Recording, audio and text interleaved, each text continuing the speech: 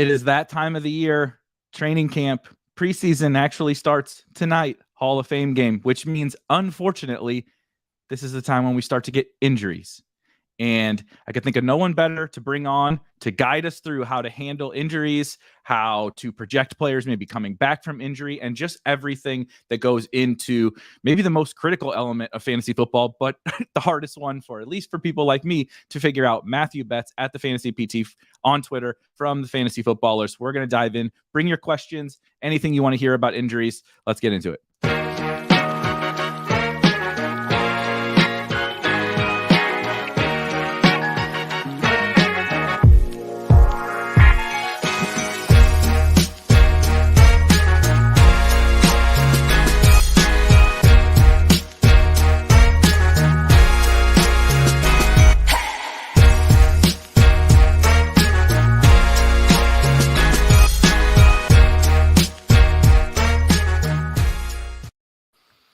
All right, Matthew, thank you for joining me today. I imagine this is even more of a hectic time for you as camp really starts getting going. You obviously have, more than just injury stuff that you're doing for work, but this is like the time when, a bunch of noobs and people like me that don't know what we're talking about are needing people like you to be like, can I draft Chris Godwin, right? It's like kind of a crazy time for you.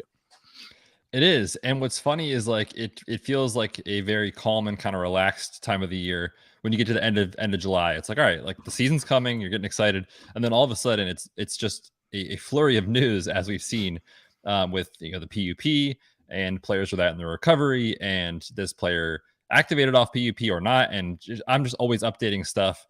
What feels like daily, literally. Which is crazy because you go from a couple months of like, all right, like this is very relaxed, and all of a sudden it's like, all right, here we go. And that's when the season really feels like it starts for me. I always joke it's August 1st and not week 1. Yeah, I mean, it does make a lot of sense. It's kind of funny you bring up the PUP thing, and maybe we can that'll kind of lead into what we were going to kind of kick the conversation off. The PUP thing's kind of a funny one too, where sometimes a guy is going, it's a little different again at this point in the season, and maybe you can even speak to that a little bit, where guys are going on PUP, and sometimes it is a little bit of a, oh, okay, maybe he's a little more hurt than we thought, and other times it's just, a camp thing, whatever, they're putting him on PUP. It's not a big deal. He could get activated tomorrow.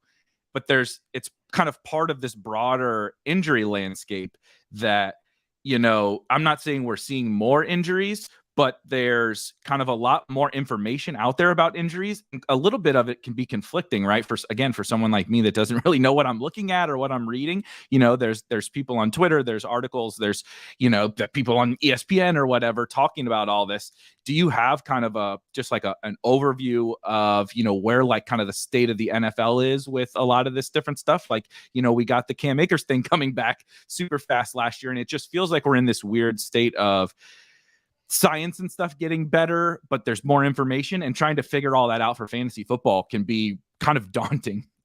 Yeah, it's crazy when you think about even 10 years ago, when you look at the injury reporting that was happening in the NFL compared to what it is now. I mean, we have people like myself analyzing injuries that are happening. We have beat reporters for all 32 teams for 50 different sites for, it's crazy how many people are talking about certain players coming off injury. And that's what you kind of said. It can lead you down the correct path sometimes. It can also lead you down the incorrect path sometimes.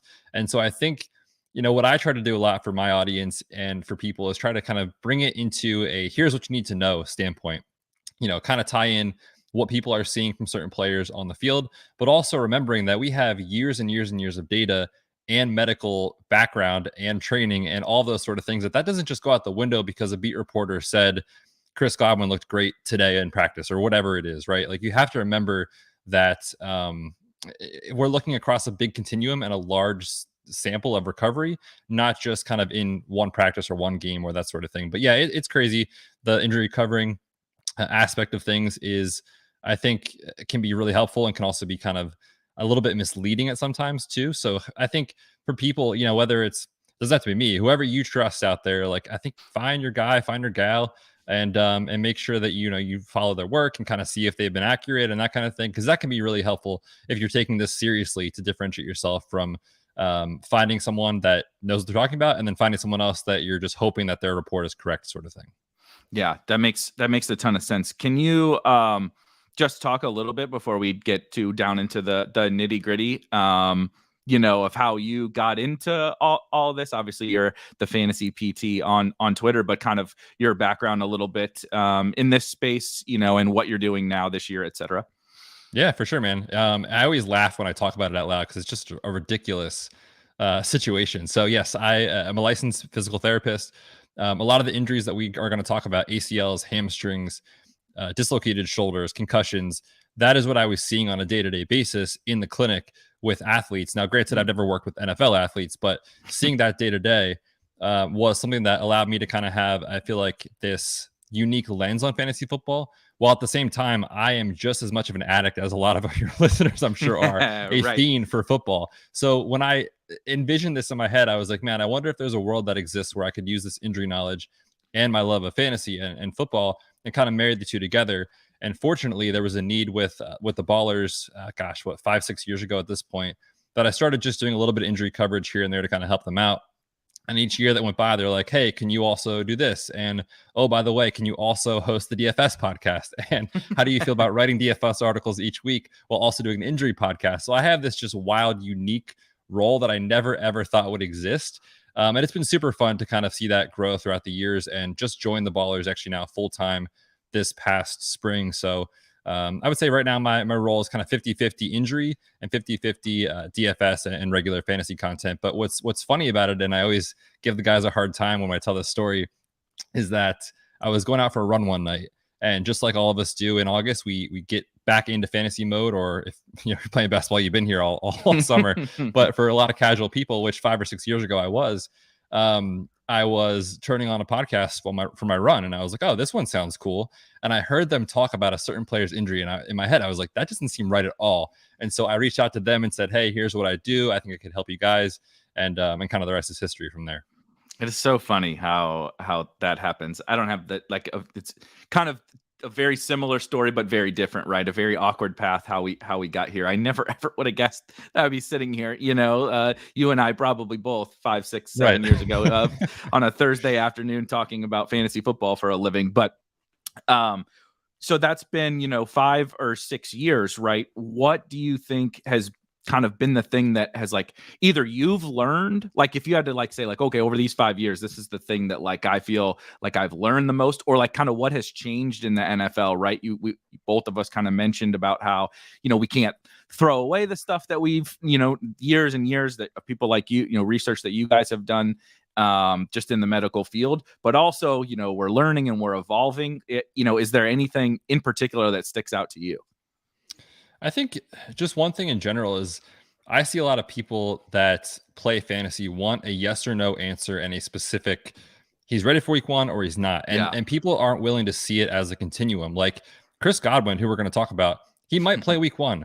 I would be shocked if he's 100%, but people don't care about that. They care about, is he ready for week 1? Or if it's in the week, if it's a Friday, is he playing? And people aren't willing to see the fact that this whole injury recovery and risk tolerance in fantasy football is a continuum, right? And we give Will Fuller a lot of flack for his hamstring issues over the years.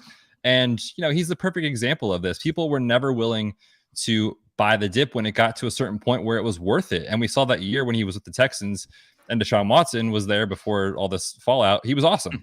But when he was a 3rd round pick, the risk was so high, and people aren't kind of willing, I think, to really take their understanding of injuries and understanding of risk tolerance to the next level. And I think people just make it a little bit too yes or no, black and white, when the reality is, it's a whole continuum. And that's really what we're here to try to figure out. Where is it okay to take the risk, and where is it a spot to fade?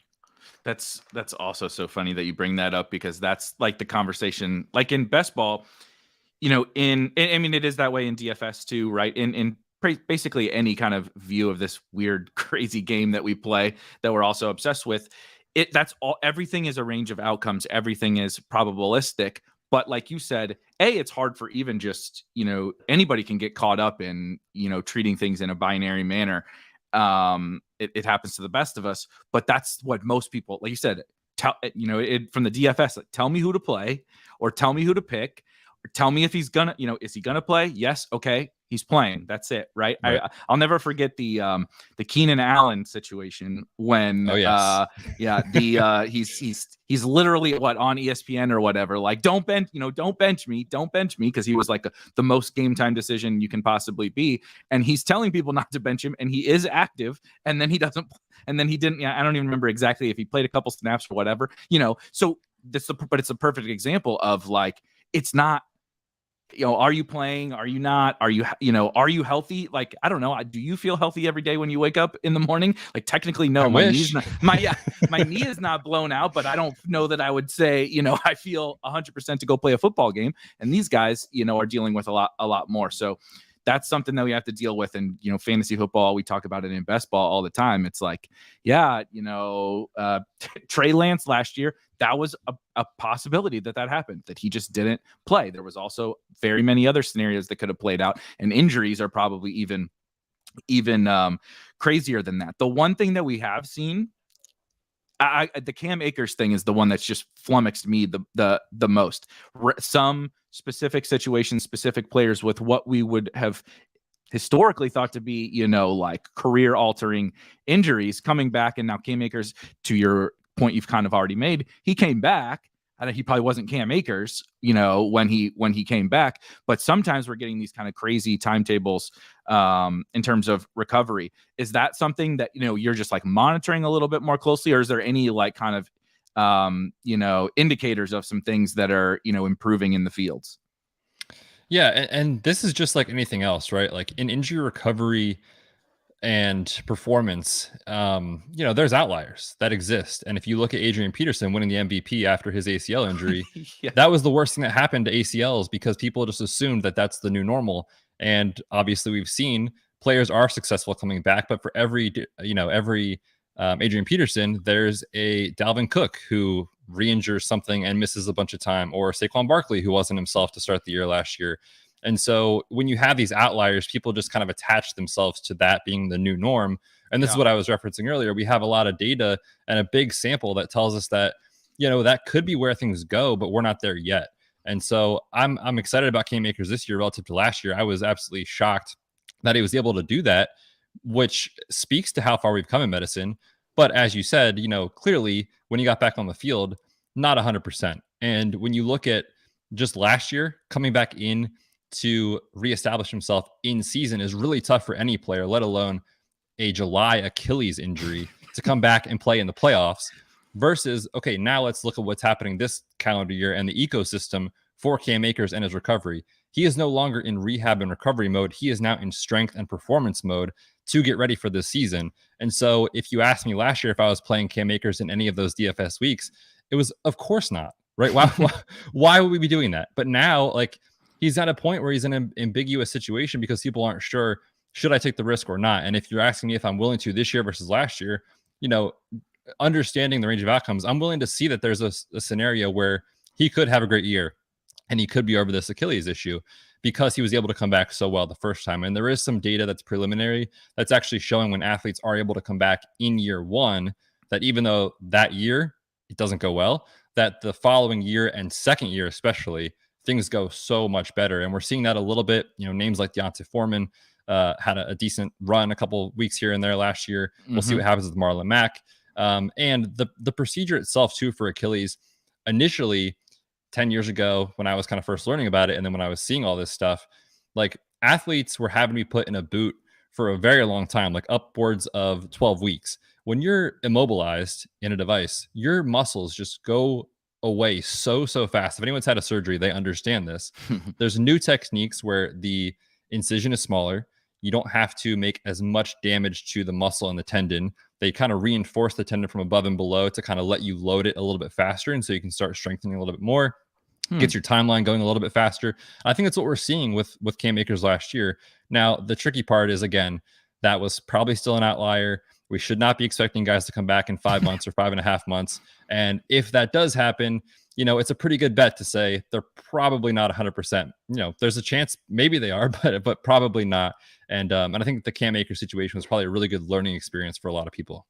Yeah, that's a really good point. The thing that also like kind of stuck out is the point about outliers is so true. And I feel maybe it's just me, and because we live in this bubble, that I see a lot of the reactions to the outliers. But it feels like with injury stuff, even more so than like actual performance and fantasy points and stuff, we're not as much, people have gotten smarter with, again, in DFS, a guy goes crazy. This used to be, again, 10 years ago or something, in the beginnings of DFS, guy scored 40 points. The next week he was going to be more popular, right? People would, chase points in DFS. Now the ecosystem is so sophisticated. The projections are so good. It doesn't matter. Like, you'll get the guy, that did go nuts and he's still cheap the next week. Maybe he went nuts on Monday Night Football. The pricing came out before, and he goes crazy on Monday, or somebody gets hurt or whatever. And the field is smart now around that. So they're not chasing that outlier as much. But I feel like in the injury space, like I said, maybe it's just this bubble. You hear it constantly. They're like, well, look, Akers came back, so James Robinson should be fine, right? Because Cam Akers did. And I just feel like, you do it and talk about it, think about it, a million times more than I do. Is that something like in the fantasy football market that you think people are kind of a little generally overly optimistic on a lot of guys? And a lot of it's because of Adrian Peterson and Cam Akers, right? These guys come back really fast. Yeah, definitely. And it's not just the Achilles too. I mean, ACLs and other injuries too. You'll see, again, kind of thinking about like when it goes really well for a player, people will remember that, but they don't remember when it didn't go as well, and they don't attach themselves to that. Todd Gurley or something. Yeah, totally. And there's so much too that's happening behind the scenes with these players that, even someone who's literally writing about this stuff and talking about this stuff for a living can't get to the bottom of. We're not there. We don't see it firsthand. And so, there's every person's recovery is different than the next. Specifically looking at, ACLs, someone can deal with kind of lingering swelling in the knee. They can deal with some stiffness in the knee that you don't see for a few months that kind of changes the way you recover and things like that. So people, I think, attach themselves to the good situations and they kind of forget about the bad ones. I don't know about you, Erik, but I remember a couple years ago, you remember Cameron Meredith? He was like the dude that was going to be the next breakout wide receiver. And he had an ACL injury and he couldn't get over it. And it was just over. So it does happen, unfortunately. But I think the nice thing is that we can say confidently that we are getting better at the recovery, at the rehab, and we are seeing performance in general start to become a little bit more easy to attain. But there are situations where clearly it doesn't go well.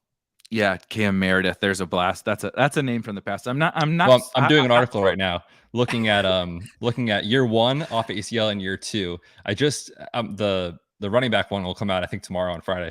I'm writing the wide receiver part for next week, and that's why that's in my head, because it was in the data that I was looking at.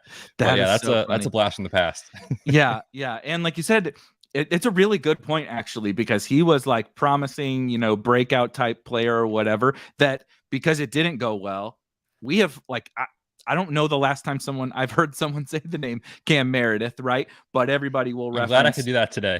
Yeah, thank you. That'll be we're going to clip that. We're going to clip the Cam. That'll be the Cam Meredith clip. The guy that comes to mind for me. So I'm from St. Louis, was a big St. Louis Rams fan. And I'm not a Mizzou fan, but there's, it's local to us, close enough, a couple hours away. And Denario Alexander was a stud at Mizzou and then ends up on the Rams. Well, he blew out his knee in college and fell in the draft because of it, and like would play like 2 games and he was really good still, and then he would just disappear for the season because the knee would swell up. He would just have serious issues. He was like 23 and he tore his ACL one time and he could just never get right again. And he ended up, out of the NFL really quickly, basically because the knee just could never get right. And it's the exact, same Cam Meredith example. These guys, just sometimes it's over, that's just how it goes. Sometimes you can't recover, and we don't know the specifics about each and every player. And so what that leads me to then is the question that you probably hate, or the thing that people talk about is injury proneness, right? You mentioned Will Fuller.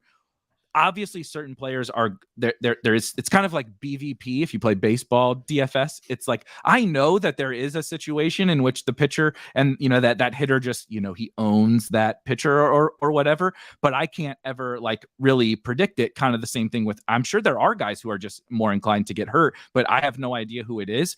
What have you kind of like learned about that, or is it just totally a myth, or what is anyone injury prone?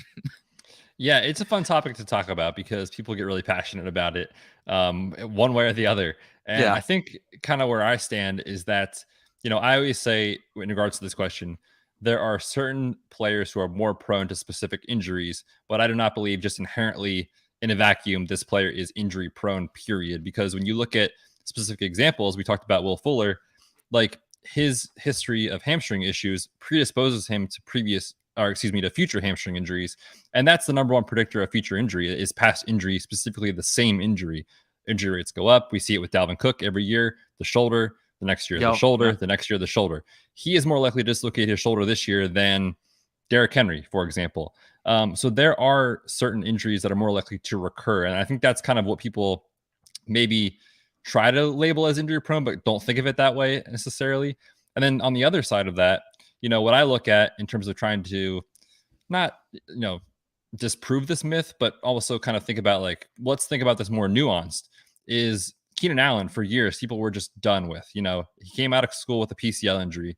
Then he had the fractured clavicle, I think it was. Then he had the ACL injury. Then he lacerated his spleen or something like that. And when you look at that just general picture, like, there are certain injuries that correlate with one another. Don't get me wrong. But if you have a PCL injury in college and you have a spleen injury and your clavicle, like that just doesn't add up, right? That's fluky. Injuries happen. There was a study a couple years ago that in NFL games, less than 2% of all games played in the sample were injury free. So we give these guys such a hard time for how much this sport puts on people's body. And, I just really want to let people know, like, injuries happen in this sport. It's not these guys' fault necessarily. But when you look at injury proneness, you look at the player's history of their past, do they have a recurring issue? And I would say in those situations, yes, that player is probably more likely to have that injury. Yeah. That is definitely what people will do. The Keenan Allen example, where you'll hear the injury prone thing that is like got to be triggering to you. I mean, it's triggering to me because of the same thing. Like, let's put the smell test to this. Like you said, his spleen, his clavicle, and his knee. It was like, I don't think the knee caused the spleen. Right. I'm not a physical therapist, but I feel like I could figure that one out. But people will be like, oh, he got hurt again. Will Fuller with the finger thing. Will Fuller, obviously, like you said, perfect analysis, the hamstring, etc. When the finger gets destroyed, it wasn't because his hamstrings, are too tight or whatever. Right. It's just that's how it goes. But I imagine there are a lot of people who don't necessarily agree, that human, his body is just decrepit or something. Will Fuller, his body, he just has, he's held together by toothpicks or something like that. So the one other thing before we start to kind of dive into some players, with like when we get to this point of the fantasy football season, is there like I'm trying to think of how I should say this. So we have all these guys that are either getting hurt in camp, are already hurt, right? And you're much more experienced in figuring out exactly kind of where those guys should be valued. Do you generally think a lot of those guys are like some of the like skeleton keys to the fantasy football season? Some of these guys we're going to talk about, Chris Godwin. I think of like Michael Thomas last year, right? The guys that get hurt, and the market is not good at this, right? We're not good at assessing injuries. So a lot of those guys are probably in your assessment, like way overvalued or maybe way undervalued. And are those guys you really kind of like try to extrapolate an edge in your drafts? I think definitely, just inherently with how much I'm looking at this stuff and trying to understand again, kind of where it's okay to take the risk. For me is what it's all about. That's a great comment from Jason there, where it's okay to take the risk. And I always kind of, bring it back to this example from last year, when Saquon Barkley was a borderline first round pick in redraft leagues, absolutely egregious. The guy had ACL and meniscus with his surgery. It happened in week 2 with the injury. His surgery wasn't until October 30th. So you're talking about starting the clock for recovery basically on November 1st, essentially. And, we know that usually performance doesn't happen until you're at least 10 months out, sometimes up to a year for some players. So when he's getting drafted in round 1 or early round 2, you're counting on him to be the Saquon Barkley that he was before injury. Well, this year, early in best ball season, He's going in round 3. We know data shows players are much better in year 2 off the surgery. The risk relative to ADP in round 3 versus round 1 is much lower. So early in the summer, sure, I'm taking a shot on Saquon Barkley with that talent, knowing where he's at in the injury recovery this year versus last year, and knowing that, you kind of get the dip in ADP, so to speak. So yeah, there's definitely some nuance to it for sure. And I think people that can understand, like there's a range of outcomes, as we said, but understanding where the market is telling you where the risk is, if you can pick out where that's overvalued or undervalued, I think there's a huge edge. Yeah, I think it's the one thing I bet I would pull, the serious fantasy football players, definitely serious best ball players. And if they could say, tell me one thing that I can like master, and it is how I should actually value the injury and not just injured right now, right? Not just Chris Godwin or James Robinson, but like you said, the guy coming back from the, Saquon in the first year, in the second year off the ACL, et cetera, right? I would bet that would be the thing that people would say, because it's 100%. None of us know. I mean, I talk to people every single day about this crazy best ball stuff, and it's the one thing where people are like, it's binary to most people. He's hurt, so I can't take him, or I'm ignoring the injury because I don't know. When in reality, it's actually neither of those are very correct, and it's just that the market doesn't really know what to do with those guys. One other thing I was going to ask: do you have concussion expertise as well, head injury expertise, or have you at least looked into that? Is there anything with the concussion stuff? Because I think to like the Brandon Cookses of the world, and like in terms of the injury proneness, the guys with a lot of concussion history. Yeah, I mean, so the concussion stuff is very touchy because it's an area that still is developing in the medical world, as most things are. But really, when you think about like hamstrings and ACLs and shoulder dislocations, like we kind of have that pretty dialed in at this point. Of course, we'll learn more as the years go by because that's how medicine works. But for concussions, it's such an elusive topic for a lot of people and still is developing. So we don't have as much concrete data, I guess, on that. But we do know that a previous concussion will predispose you to a future concussion. But the tricky thing is, because you can't really measure the risk. Like when a player steps on the field, you can't calculate how likely it is that they're going to run a crossing route and hit a linebacker, right? Like you can't. So it's almost, I don't want to say it's a moot point, but it's almost just so tough to quantify that it's one of those things that I feel like doesn't get talked about as much or doesn't get analyzed as much because it really is tricky to do. But yes, there is some research and studies showing previous concussions will make a player more likely to have one in the future. Makes total sense.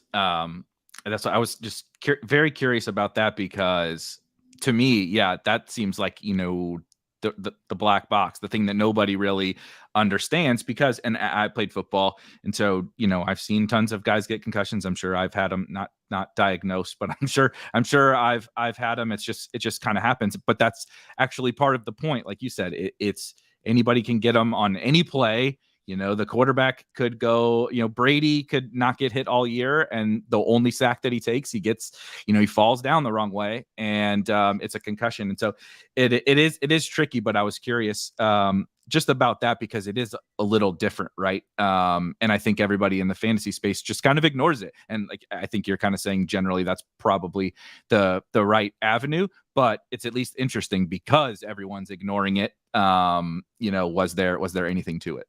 Yeah, I will say too, like the one area where I think there is some, I don't even know if it's an edge, because really, like when the information comes out, everyone can act on it early, so to speak. The only real place would maybe be in like a waiver wire situation or something, because if you're playing DFS, like we're all acting on the same information usually by 11:30 on the East Coast before, injury reports come out. But, if you have a second concussion in season, there also is research showing that second concussion most often takes longer to recover than the first one. So for example, let's say someone gets one in week 1, they're back out there again in week 3, they miss one game. Well, if they get another one in week 4, like we should not expect that player to be back out there in week 5. Like the recovery is going to take longer. So something to think about, I think, more from a redraft managed league standpoint versus obviously best ball or DFS, but definitely something there for sure. This is so perfect segue from Jason in the chat. We can dive into some of the 2022 guys, right? The guys who are hurt or injury prone or whatever. We'll just dive into some of those hot button guys. And Jason brings up actually a really fascinating one. And I don't think he's the first name that people would, think we would talk about. It's probably the Godwins and stuff. But Jason brings up Jameson Williams. And I actually really agree with his point here. Like all these guys are tough to assess. Like I said, again, especially for people like me who don't know what we're talking about with injuries. But Jameson Williams, rookies can have that tough getting up to speed time as it is, just totally healthy. He, is now going to have his getting up to speed time, learning the playbook, etc., being his injury recovery time, And so have you thought about, rookies in this type of scenario more so than just the general injury recovery? And then what do you think about Jameson Williams, who, definitely was on the late end of a season ACL tear? Yeah, definitely. With his, happening in the national championship game, that was such a bummer for him. He was going off, but yeah, the rookies, people always talk about that post-buy bump or the late season surge, which is why we take them in best ball. They're great bets to beat ADP when you look at kind of the middle to late round guys, because they give you that boom at the end of the week that we care about, where all the money is. But that doesn't factor in injury as much. And so, you're letting these rookies come in for the first month to 6 weeks, as long as they're not named Jamar Chase, who come out and just dominate. They take time, but they're on the field. And for Jameson Williams, the Lions have been very, honest and upfront that, hey, like, we invested a lot to go get this guy, to move up to get him. He's clearly a focal point of their future plans. Like, they don't need him in the first 8 weeks, 10 weeks, 12 weeks. We don't really know. I mean, they've said they kind of are targeting maybe early to mid-November.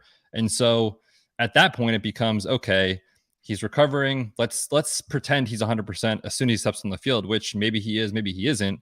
Then you're factoring in he doesn't have those early season reps to kind of get there. And so for Jameson Williams, when he was kind of going like around the 120s for me on Underdog, easy fade at that point. Now that he's falling to maybe, I've seen him a couple times in like round 14, round 15, like, sure, I'll take a shot there, because again, the risk that you are putting on your roster is so much lower at that point relative to where he was going earlier in the summer. So I think that's kind of a nuanced way of saying I'm less optimistic about Jameson Williams given the injury aspect and being a rookie than someone else that doesn't have the injury aspect and is a rookie, obviously. Yeah, I think that makes a ton of sense. And your point was spot on, where I love Jameson Williams. He's from St. Louis. He's also just a player who I love. I mean, unbelievably explosive, crazy fast. I think he's going to be awesome. Yeah. When he's healthy, he's going to be awesome.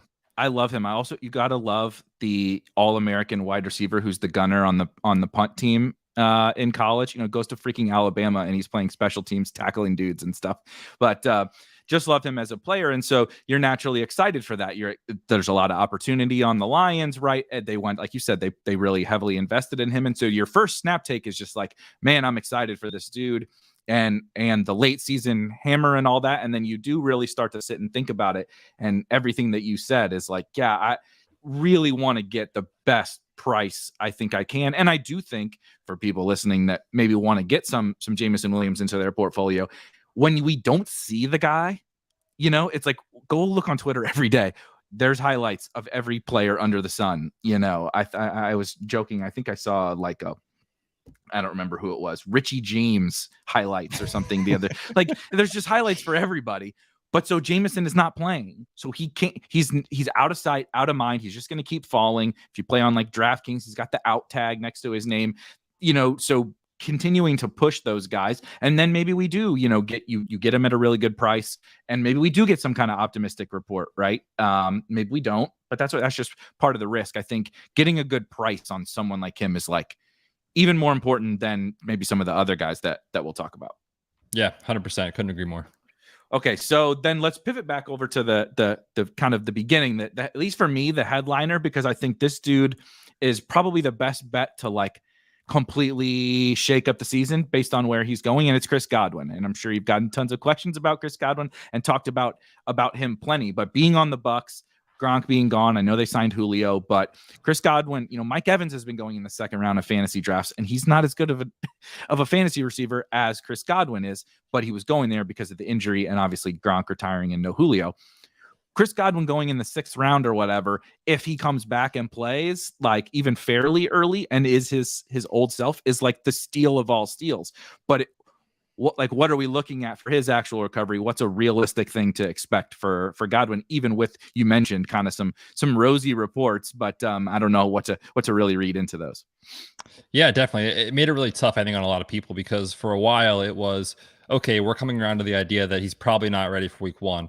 And then all of a sudden, the first day of camp, he's not on PUP, and everyone's like, oh crap, let's go start drafting him. And his ADP immediately skyrockets. Mm-hmm. So when we take a step back and look at, the whole situation, his injury obviously was late in the year. He didn't have surgery until about a month later. And you'll see that a lot with these guys off ACL, especially if they have an MCL injury, which Chris Godwin did do. They'll let that ligament heal first, then go in and get the ACL, because the knee isn't as swollen. You can also strengthen in the meantime, so it improves your outcomes. So I think if any of your viewers are into Dynasty, I am much more confident that that kind of delayed in his surgery is good for his next year outlook, looking at 2023. But back to this year, his surgery was in January. So now we're obviously in early August. We're basically 7 months exactly out from where his surgery is. He's not 100%. Even if he's not on PUP, there is no way he is 100% right now. Now, can he get there in mid-September, late September? In theory, of course he could. But I think people attaching themselves to the not on PUP, therefore he is good to go situation, I'm more willing to say that that's probably not the case. Not that it's not possible. It's just, Rick Stroud is a guy that I kind of trust with the Bucs coverage. He does a podcast, and he talked about this exact thing. He said, I asked the Bucs about Godwin and the PUP list versus not going on PUP. And they said they didn't want him on PUP because then he can still do some things with the team, whether it's a walkthrough, less than full speed drills, that sort of thing. So he's still not even practicing with the team right now. And I think people that are just attaching themselves to the headline of not on PUP might get burned a little bit. I'm just not sure. And so I still think there's an outside chance he doesn't play week 1. I'm not necessarily there to say yes or no yet. There's an outside chance he still doesn't. But I think confidently we can say we're probably going to get the best Chris Godwin this year, like after October sort of situation, just given how late his injury was and how late the surgery was in January. Yeah, that makes a ton of sense. And I actually didn't know the part about like what you said that Rick mentioned, and just that basically I think the average, probably the person watching this, when they hear he's not on PUP, we're excited about him. They all the rosy comments and everything that people are making, he might be there for week 1, blah, blah, blah. Think like, oh, he's practicing. Like, oh, he's not on the PUP. So he's out there, running with the ones, doing everything that Mike Evans is doing, when in reality, he's not doing shit. He's doing the same thing as if he was on PUP for all intents and purposes. They're just doing it for a couple little kind of nuanced reasons. So that's right. That's really interesting. He's the most difficult guy for me 100% in all drafts, because like with the Jameson Williams thing, like if I don't have him, it's okay. There's other kind of late round guys with upside, blah, blah, blah. We'll get to a couple other guys that, if I have, I can take it or leave it if I have him, but he's the one guy. It's just on that offense, no Gronk, whatever. And just how good he is at that price, that it's like, but I don't want to, I don't want to sink a ton of teams by drafting this dude who might just not be right all year. But I also don't want to let 6th round Chris Godwin, we look back next year and you're like, you idiot, it's Chris Godwin in the 6th round. Who cares if you don't get him for the first few weeks or whatever? So right. He's a very tricky one. Yeah. And I've taken some of Chris Godwin. So it's not like I'm not willing to see that there is a range of outcomes where he is awesome. Like it does happen. Obviously we've seen that, but if you're looking at making a bet, what's most likely to happen? Most likely he's not 100% in the first month of the season, and he kind of gets better as the year goes. So what I've taken the approach of is, I'm looking at Godwin as a guy to target if he falls past ADP. If he's in round 7, sure. I've gotten a couple times around 8 when there was really uncertainty. When he fell to round 9, it was like, okay, obviously, yes, take the risk for a guy like that, like you said. But yeah, I mean, I think too, you just follow what the Bucs do.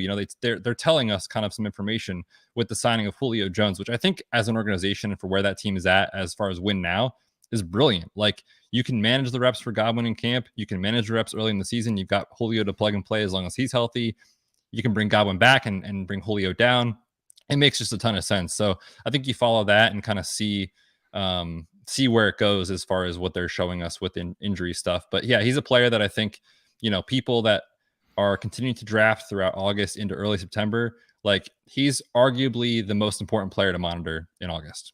Yeah, I totally agree. I'm glad you brought up Julio because he's not necessarily this type of injured player, the Chris Godwin or the Jameson Williams, but he would be more along when someone says injury prone, Julio would be on the front page probably. You know, if he's not the guy, the headliner, he's probably on there. And he's getting older. You know, he missed a ton of time last year with the hamstring issues and all of that. How concerned are you for Julio just at his age? What should like we expect out of him basically in Tampa? Yeah, I mean, it's tough. Like there's so much that has gone wrong for Julio in the last 3-4 years that it's so tough. If you're expecting the old Julio Jones, which I don't think a lot of people are, but maybe casual people are, like that's obviously not happening, most likely. You also factor in, we know wide receivers generally switching teams isn't good. There's a lot of data on that. And so now you add in not just a veteran receiver, but a veteran receiver that's 33 years old switching teams. And historically, that not considering injury, the only one to really do it has been Anquan Bolden, and anyone else has really fell short of expectations. So I think for Julio, like, are there a couple weeks where maybe he gives us a 2-touchdown game here and there, and for DFS it works? Sure, of course, with Brady stacks. But I mean, he's up in, what is it, like the early 130s? An ADP, I think, right now on Underdog. I haven't taken any of them there. I took him when he was in round 18. Like, yeah, sure, because we knew he would sign somewhere. But I'm kind of done taking Julio right now, I think, with the name value and the Bucks stack and that sort of thing. Yeah. I famously was even anti Julio later. I'm very anti old. If you get to my age, if you're my age and I'm clicking your name, I think that's about. So are you taking Kelsey in round 1? So I am, but it's painful. Okay, it's extremely Your finger painful. Shakes on the draft button. Yes, I don't like it. It doesn't like it. I get sick to my stomach that like acid reflux is happening or whatever. But yeah, now I think this price on Julio is kind of crazy. I wasn't sure how much he would shoot up. Obviously, he was going to shoot up, but people are very, very excited about the landing spot, and as they should be. But I think it should be more of the people who drafted him in the 17th, 18th round are excited about getting him, as opposed to the people that are. I mean, on DraftKings, I was drafting there yesterday. It's like 110, 115. He's like he's like a 10th round pick or something. I can't do it. And it's not just because of even that he got steamed up. Like the landing spot is great, but everything. This is a 33-year-old player who hasn't been healthy in a very long time, and it's things like hamstrings continually every single year, right? And so I would rather bet against him, basically, like having a career renaissance at for sure at 33, even though Tom Brady can make some miracles. The Jaguars. We got to talk about the Jaguars backfield because there's not a lot of situations, and I guess we have 2 of them technically this year, where both all of the backfield basically got hurt for the entire season. One, obviously Travis Etienne was in the preseason, and then James Robinson late in the year. So James Robinson definitely feels like the super scary one, but also Travis Etienne had a pretty serious injury, and that's also an injury that we haven't really discussed yet today. The market's really into Travis Etienne. He got steamed up pretty high, but then James Robinson also did not go on the PUP. How, like, what the hell are we supposed to do with this situation? Yeah, this is another one that specifically with James Robinson, where Doug Peterson had said, yeah, he's on a PUP. We hope to get him cleared in mid-August. Same exact kind of idea. If you're just looking at the headline of he's on a PUP, let's ride, like not to quote Russell Wilson, but let's go. Then, which by the way is the most cringy thing on the internet right now. So it is tough, right? You can't just attach yourself to the headline. So again, James Robinson, we know that the situation with the Achilles, we just talked about it with Cam Akers, like week 17 injury last year, very late in the year. I think that was December 26th off the top of my head, but very late in December. So essentially, if you start the clock in early January, like he'll basically be at about 9-ish months when the season kicks off. And so looking at a player like that versus Cam Akers, well, if we tried to pick which one is more likely to have success early in the return to the field, it's probably James Robinson. But let's not forget, he's not even practicing it with the team as of now. So I want to see him on the field for at least a few weeks because he is probably going to need a ramp up period to then play meaningful snaps and be contributing. So again, first month of the season, I would be very surprised if James Robinson is super productive. Could we see some games down the stretch? Absolutely, for sure. But he's a guy that it's been really tough to kind of buy into, especially with, again, the ADP kind of rising again because of the PUP report or lack thereof. So that's where I'm at with James Robinson. And then, for Travis Etienne, he was a guy that I took a little bit when he was early in the season, like round 5, sometimes round 6 he would fall. Yep. Mm-hmm. That's great. That's worth the risk. I have not taken him in round 3 personally. Off the Liz Frank issue, generally the production research shows is worse for running backs and linebackers, actually. And I think a lot of that has to do with kind of the start, stop, put your foot in the ground, change direction that's associated with that position in short areas of the field. You have to be just so much more shifty. And that middle part of your foot, which is where the surgery is, sees a lot of stress during those situations. Now, all that said that is a general, outlook on Liz Frank. The production drops about 20% from the previous season based off research. The tricky issue is, of course, we have nothing from his previous season. Right? 20% we don't know. off of him could be, if he was a superstar, that could be really good. Or if he was just average, then it's really bad. Right, exactly. And that's what makes him such a tricky person to evaluate from. Is the market in and right on him? I mean, you could argue again, if he was an elite playmaker, like he could be valued correctly. If he was not, then great comment. If he was not, then he's obviously overvalued. So I've kind of personally been one to shy away from him in round 3.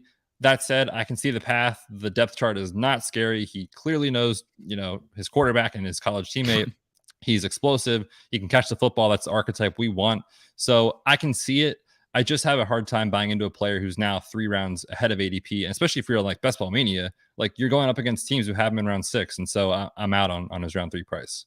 Yeah, that's kind of how I didn't get much of him, but in those very early drafts, like you said, it was round 5, round 6, like starting a 0 running back team or like a hero running back team with, like you mentioned, Saquon in the 3rd round and then like Etienne in the 6th round is like, that was awesome. I enjoyed those teams, but now I am still, taking some Saquon. I'm a sucker for Saquon, but Etienne, I mean, that's a huge rise that I don't think is taking into account really anything that you kind of just outlined about him. Or again, I'm excited about him and his career and everything, but like, this is the Jaguars. He's not on the Chiefs. He's not. Right. We all watch the Jaguar. I know they added a lot of guys, and Urban Meyer's gone or whatever. But it's not like they got Christian Kirk, and Evan Ingram, and Zay Jones. Like they didn't turn this team into a juggernaut overnight. So he could also just be a victim of his circumstances, even if he is fairly healthy. So I have some pretty serious concerns about Travis Etienne. The one guy that I think is not the most necessarily, well, I guess he could be. Some people might think he rivals Chris Godwin in this sense, but he's the mystery man with his damn ankle or whatever it was with Michael Thomas, who was, fighting with the Saints, wouldn't get surgery, who knew what was going on, and ends up missing all of last season. And then we really didn't get a lot from him in the offseason. Actually, a little bit of ominous reporting or lack thereof. And then we're seeing now he does, I guess, appear to be healthy. What do you kind of have on Michael Thomas, and what even like really happened to him? I still don't really know like specifically what was totally wrong with him. Yeah, so he had the high ankle sprain in week 1 of 2020, which feels like a lifetime ago at this point. My goodness. And then of course, missed, I forget what it was, 6, 7, 8 weeks, and comes back. And then he played, but he was playing hurt down the stretch. If you remember that season with Taysom Hill, mostly playing quarterback. Mm-hmm. And he still showed he could be effective at less than 100%. But then you have the situation of, okay, he's probably doing his rehab. It's going well. And we have no news for months, like January, February, March. Like people are just assuming he's fine. And then all of a sudden the bomb drops right in early June, I think it was, or late May of last year, that he didn't get surgery, that he had to wait, and he decided to do it then. And I think there was a disagreement maybe between the team. If they wanted him to do it, he didn't want to do it, or whatever it was. We don't really know the details. But regardless, We know he has the surgery early summer last year. Of course, he misses the entire season. And what he had done, to my understanding, and the reporting has been really, really tricky, is that he had the ligament that runs in between your two lower leg bones for your high ankle sprain repaired, basically. And also, it's called your deltoid ligament. It sits on the inside of your arch of your ankle, reconstructed as well. So you're looking at two ligaments that stabilize the lower leg and the ankle, specifically for planting and cutting. For a wide receiver, that is paramount, for especially a wide receiver like Michael Thomas, who I know people give him a hard time as a slant boy. I think he's a good wide receiver, and he can do more than that, but people give him a hard time. But for the sake of this injury, like, he has to be able to put his foot in the ground and change direction quickly. And, you know, for me, I have some concerns about, is that the same almost 2 years out from the date of the injury? I have no idea. And I think people assuming that because he's back, he's back. I'm willing to fade that narrative personally based off how long it's taken.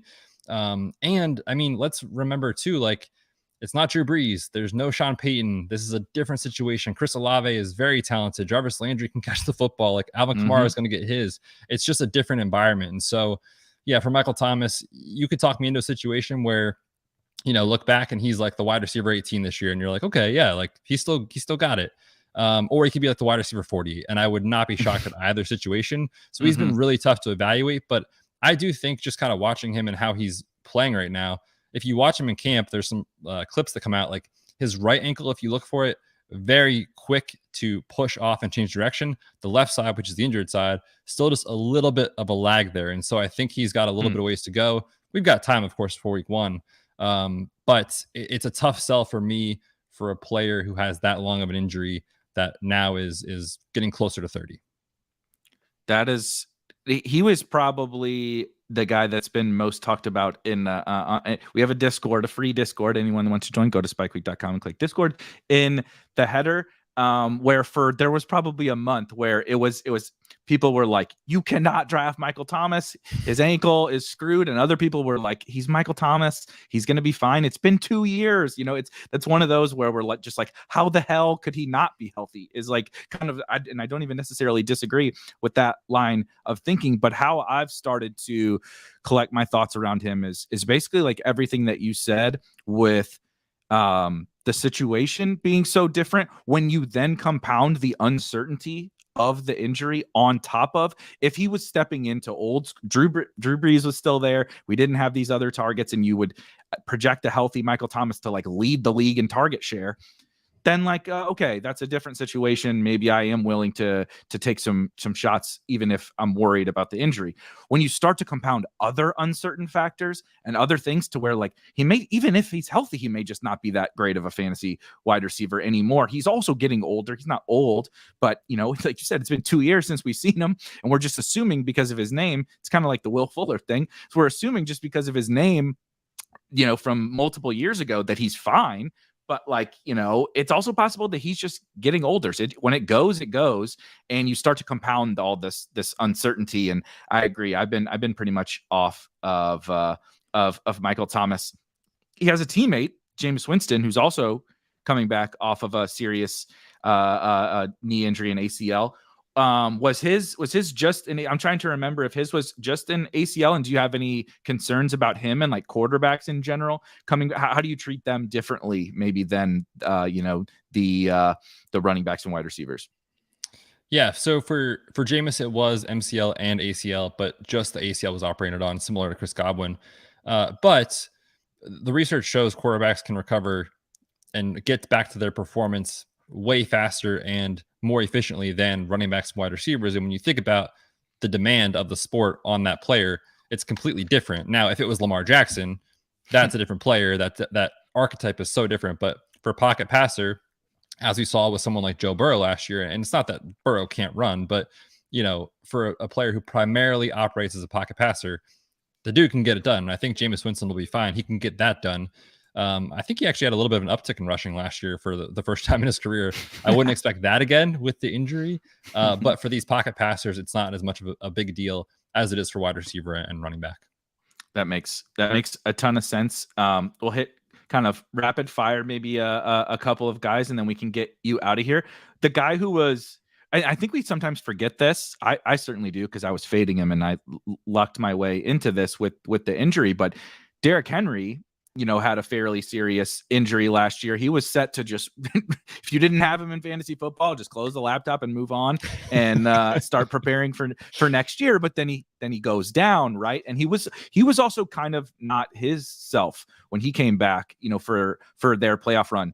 He's getting a little bit older. He's a freaking monster of a human. I can only imagine the torque and everything he puts on his body, with all that power and speed and everything. But do you have any concerns with him and his recovery? As far as the recovery itself, I don't. There's a lot of good data showing that the Jones fracture, which is what James Washington just had with Dallas, when you wait at least 12 weeks to get back on the field, the re-injury risk goes down significantly with that. And so you'll see guys in season maybe come back and not be 100% or not be as forceful on that foot to push off. But Derrick Henry, I think, is going to enter this season, just as healthy as he was last year. So I'm not really concerned about that at all. Of course, you can make the argument like he's that archetype of running back where he doesn't catch the football a lot and the mileage is really adding up. There is some studies showing that matters late in a running back's career. We see it all the time. It's not like 26 or 27 or 28 is old, but I mean, in the NFL, that happens very quickly, and he is quickly approaching that scary age. So I've shied away from Derrick Henry personally. If he falls to the back of round one, I'm taking a shot, obviously, but I was not drafting him, like on sleeper for your casual leagues. Like he's the third player off the board. There's no way. Yeah. When he's in like mid round one, okay, maybe back of round one, early round two, of course, yes, take a shot. You are, I don't know if this is a good thing for you or a bad thing for you, but you're agreeing with like me on every single one of these players. So be prepared. Be prepared. Yeah. Last year, my biggest stands were Trey Lance, Darrington Evans. Actually, I was the ringleader of the Darrington Evans club. I forgot about Darrington Evans. R.I.P. Another. Speaking of injury prone, Darrington Evans could never stay on the field, and he got hurt in the preseason. So I didn't even get to enjoy the Derrick Henry fade with the reason I was doing it. Anyway, the takes did not go super well last year on the stand, guys. So, well, cross your fingers for some of these guys. A similar guy to Jameson Williams in the receiver very late season ACL was Michael Gallup. And now you mentioned James, when you said James Washington, I was like, oh shit, Michael Gallup, like, it appears to me, and I think I've heard you talk about Michael Gallup. Maybe it was with Reeves, but it seems ominous for him too, kind of similar to Jameson Williams, which then in turn, I would think, I just don't know who the hell they're going to play if it's not, CD and Jalen Tolbert, if Michael Gallup's, kind of a Jameson Williams-esque timeline. Is that how you're viewing him? Yeah. And he's actually even come out and said, I'm not going to be ready for week one. Like, so he's doing the fantasy community a great shout out to Michael Gallup. Yes. Thank you, Michael. We know he's not going to be ready. And so again, it kind of goes back to what I was saying with Jameson Williams. Of course, he's not a rookie, but it's still the same sort of situation. You want to see guys have time to acclimate back onto the football field, not just go from rehab to game action. That's just not realistic. And so, yeah, Gallup is another guy that early in the season when he was like hanging around the 10th round or 11th round, like no way am I doing that. Again, if he falls far enough, can we get 6-7 games of Michael Gallup and a good offense? Maybe, and so are you willing to take the risk later in the year? That's kind of where I'm at with him. But then for Dallas, like, it's getting rough out there. I mean, the Jalen Tolbert stuff, his ADP has been out of control compared to where it was. But dude, like CeeDee Lamb to lead the league in receptions or yards, I feel like is a good bet at this time based off what's there right now.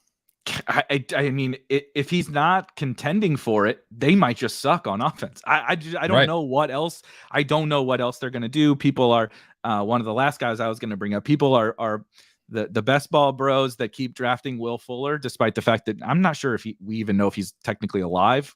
We haven't heard. We got the one report that just seemed teams are monitoring him. And of course they're monitoring him. They're monitoring him to see if he's alive because no one's heard from him in such a long time. But people are hoping for Will Fuller to the Cowboys, and I do think it makes a lot of sense. Do you have anything on Will Fuller? Like what? All we saw was the finger picture or whatever. Do you have any takes on him? Any have you gotten down into the doctor blogs or something? What would you help us with Will Fuller? Dude, I've lost an hour or two at least of my life trying to figure this out and find information. It's just not out there. I don't It's know. crazy. I mean, based off his finger issue, that would not be what is holding him out right now. So it's not a health concern, I don't think, unless he had something happen in training or whatever. But there's no reason he shouldn't be playing football right now, outside of maybe he doesn't want to, or for whatever reason, mental health or whatever it is that we just don't know. And so, yeah, we're kind of just in the dark right now. Yeah, it is very, very weird. He is got to be one of the trickier fantasy situations I can ever remember, because again, assuming, it's been multiple years since he was fantasy relevant, but the last time we saw him, well, he was juiced up, but he was setting the world on fire. He's a top 10 wide receiver in fantasy. That year we got to pick in, the 8th round or whatever. And you drop him into Dallas, that situation becomes very similar to that situation when he was so awesome for fantasy with Watson without Hopkins at that point. So I'll be honest with you, he's the one guy that I really don't know. I've packed so many Fuller bags for so many years. I'm like exhausted clicking the button and losing money all the time. So I don't really have a strong take, but so everybody can kind of figure that one out for themselves. I think the last one that another guy that's really fallen that I'm starting to take a lot of, that I'm super curious on how you're viewing him, is the Ravens backfield. And J.K. Dobbins has really fallen in fantasy drafts, even though, we got the ominous report from Rap Sheet, and then Dobbins dunked on him and basically told him to shut up. And he seems to be somewhat positive about his, not just week 1, but just overall general health, whereas Gus Edwards is not quite as positive. What are you thinking about those guys? Am I a fool for taking this 6th round J.K. Dobbins price? It's so tricky, because if he was healthy, he probably would be round 2, round 3 type of guy.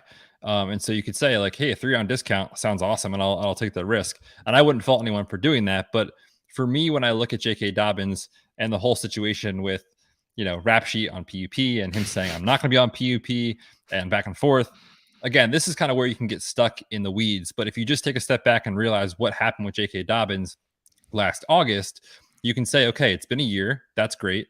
We know that ACL is generally the performance comes back to a year out from injury, or from surgery, I should say, is when we see the best outcomes. But that's for a straightforward ACL, most likely. He had not only the ACL, but his LCL, which is the ligament on the outside of the knee, and meniscus. And so when you add those things together into your rehab plan, the rehab goes a lot slower. So for someone who might start running at 3 months out from ACL surgery, for this LCL and meniscus, like maybe it's month 5 or something like that. And so the timeline just gets pushed back so much further. You have to go a lot slower. So I think, again, J.K. Dobbins' early season outlook, not favorable in my opinion.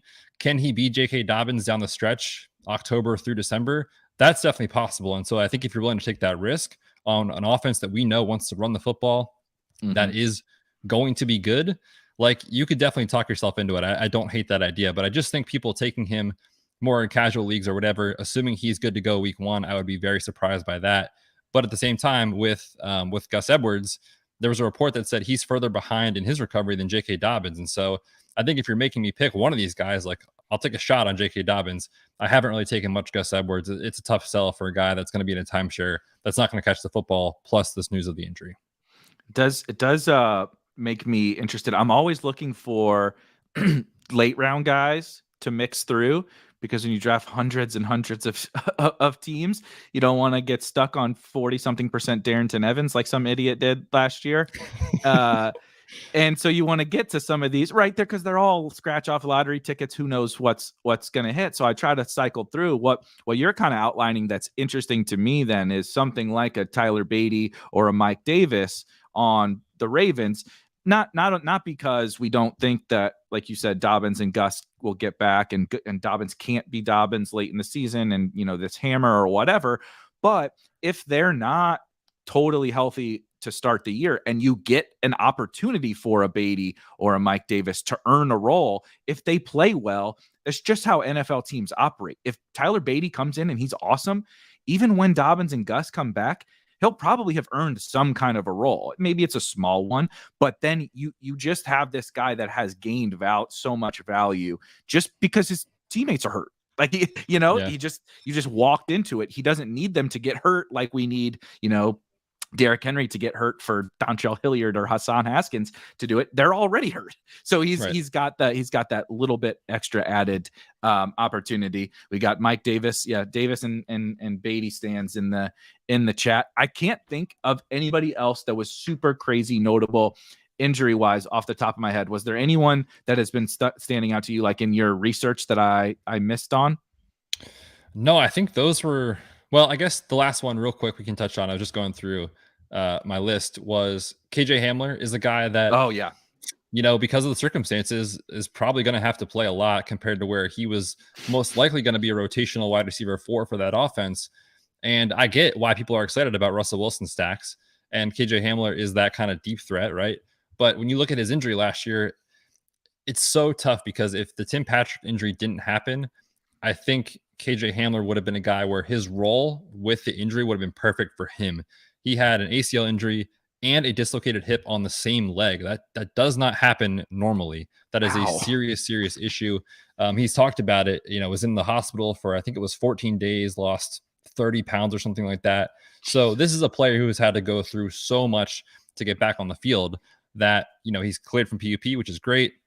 It's so tricky. I want to buy into a player that can give us these spike weeks, of course, with Russell Wilson, but I know that injury exists. And so he's a tough guy for me to evaluate based off ADP, that I think if I'm going to take him, I want to do it now before people start getting those positive reports more, because I think his ADP is going to climb for sure. It's definitely going to climb. It's already climbing. The moment people love KJ Hamler. I mean, I love KJ Hamler. He's really talented, fun player. And so it's the fun guys are the ones that any hint of positivity, right? And it wasn't even really positivity for KJ Hamler. It was the teammate got hurt and people were just like, oh baby, it's KJ Hamler time. And he was going in the 17th round and now he's going to shoot way up. So totally agree on him. It's kind of, I don't mean to compare him to this, but it's a little similar to like the Julio situation we talked about before, where like I want to buy him a little bit. It's a new situation, similar to Julio's in a new situation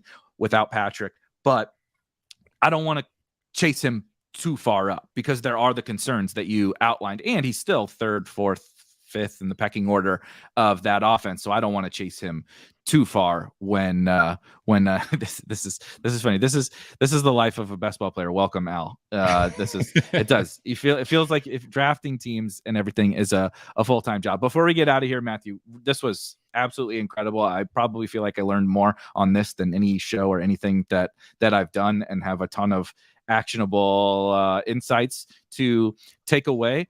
What are you like on the lookout for here over this? Like, what should we be like keeping in our minds? Maybe some specific players or anything, any kind of things that you're like really keeping at the top of your mind for this, camp and preseason. Yeah, I mean, just injury stuff. I think the biggest names to monitor is Chris Godwin, where the Baltimore running backs are, because that is crucial to where they're going. And then I think just in general, sometimes we want to buy the dip on players with a late season injury. And, with the ballers, Jason has talked about this on like his things to remember from the year prior. It almost doesn't work, especially in redraft leagues. Like, this player has a hamstring issue the last week of camp. Okay, I'll take the 2-round discount. Sometimes it doesn't work. And so I think that's one thing to consider, that these late season soft tissue injuries, which we do see happen in training camp, doesn't always translate to profitable investments in fantasy. I love that one. I think back to, this is not the same situation, but I several years ago, remember when Debo got hurt in camp 2 years ago, 3 years ago, something like that. 2 years ago, I think it was. Yeah, the Jones fracture. Yes, and obviously not the soft tissue thing that you were talking about, but I did that. He was one of my favorite picks. Which I feel half right about. Very stupid for doing it that year when I knew he was going to miss like 6 games and then not be healthy. Because again, I needed to talk to you then to be like, hey, dummy, he's going to miss a lot of time and he's not going to be right when he comes back. But I didn't know what I was doing with injuries. And so I was like, I'm going to buy this dip. Like, I can get through those 6 weeks without him, and obviously that didn't work. He got hurt again. It was a total train wreck. And so that's even that you're buying the dip on, like, you're right about that player. Debo's incredible. He's one of the best Right. football players in the NFL, but the injury thing is just, it's such a tricky one to navigate. No, definitely it is. And you can talk yourself into a lot of scenarios for sure. And, sometimes it works, but obviously there's situations where it doesn't. So what you mentioned you're working on a couple of articles. DFS season is coming here shortly. What can people be on? Where can they find your stuff, and what can they be on the lookout for you coming up soon? Yeah, dude. I mean, if people need to know how much of a sicko I am, along with all of you, I just put out a way too early week 1 pricing article. Why are we doing that? But yes, DFS articles with the footballers. I host the DFS podcast, and then in season I do an injury podcast for their Patreon community. It's called the Injury Blitz podcast, and basically it's kind of looking at like the weeks of practice reports and kind of what we can do with that information for Sundays. So yeah, that's where I find all my work this season, and on Twitter at the Fantasy PT. Awesome. And if crazy news breaks or something, we may have to have you back on at some, we get some devastating injuries or some updated information. We may chat again at some point before the season starts, but really appreciate you coming on. This, like I said, this was awesome and incredibly informative. I feel smart on some of the players and really stupid on some of the players, so I don't really know how I'm walking away here, but it was awesome. Everybody needs to make sure and listen to all of that insight. I will be back tomorrow on Fridays. For everyone that is aware, we draft on Fridays. I'm bringing on Jacob Sanderson, one of the best follows on Twitter, and maybe low-key not enough people know about him. Really, really great fantasy football mind out there on Twitter. He'll be joining me for a draft at 5 p.m. Eastern tomorrow. So for myself and for Matt, we will see you guys later.